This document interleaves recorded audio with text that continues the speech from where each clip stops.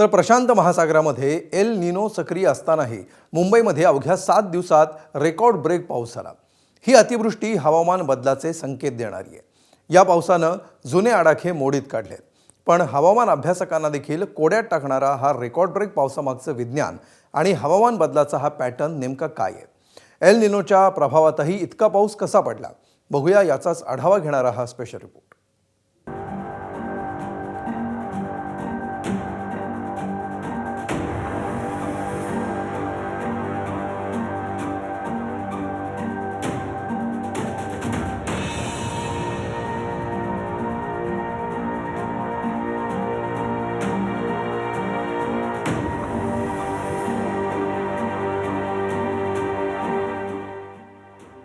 सातशे 91 मिलीमीटर हा आकडा आहे मुंबईत 1 ते 7 जुलै दरम्यान पडलेल्या पावसाचा।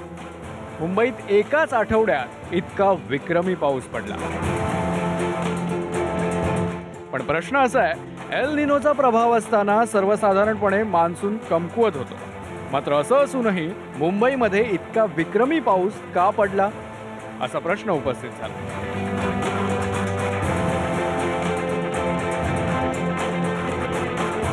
एल निनोच्या प्रभावामुळे प्रशांत महासागराच्या पाण्याचं तापमान वाढतं आणि त्याचा थेट परिणाम होतो तो मान्सून।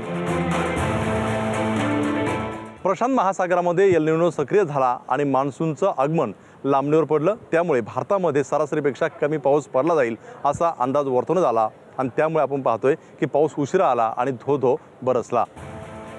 त्यामुळे आता एल निनो आणि मुसळधार पाऊस असा कोणताही विरोधाभास राहिलेला नाही, असं शास्त्रज्ञांचं मत बनलंय।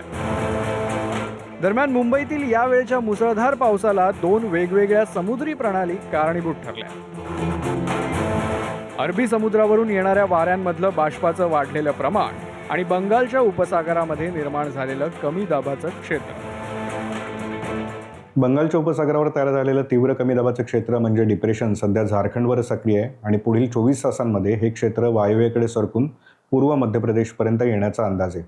दुसऱ्या बाजूला पश्चिम किनारपट्टीला समांतर कमी दाबाचा पट्टा म्हणजे ऑफशोर ट्रफ सुद्धा सक्रिय आहे आणि याच्या जोडीला कोकणाच्या लगत अरबी समुद्रावर एक चक्रीय स्थिती सुद्धा आहे। या तिन्ही गोष्टींच्या संयोगामुळे सध्या उत्तर कोकण आणि मध्य महाराष्ट्राच्या घाट क्षेत्रामध्ये सर्वदूर पाऊस होतोय।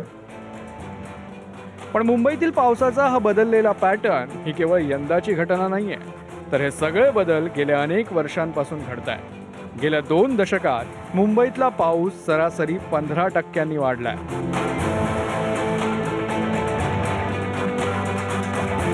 पण हे बदललेलं पर्जन्यमान मुंबईसारख्या किनारपट्टीवरच्या शहरांसाठी धोक्याची घंटा आहे। गेल्या काही वर्षात एकाच दिवसात मुंबई शहरात 100 ते 200 मिलीमीटरपेक्षा जास्त पाऊस अनेकदा झाला। त्यामुळे मुंबईकरांची अनेकदा तारांबळ उडाली, जनजीवन विस्कळीत झालं। त्यामुळे आता पुढच्या काळात निसर्गाच्या या बदलत्या रूपाचा सामना करण्यासाठी केवळ मान्सूनच्या अंदाजांवर विसंबून न राहता शहराच्या पायाभूत सुविधांचं ऑडिट करून तशी तयारी करणं गरजेचं आहे, कारण प्रश्न मुंबईच्या 2 कोटी जनतेच्या सुरक्षेचा आहे। ब्युरो रिपोर्ट, ABP माझा।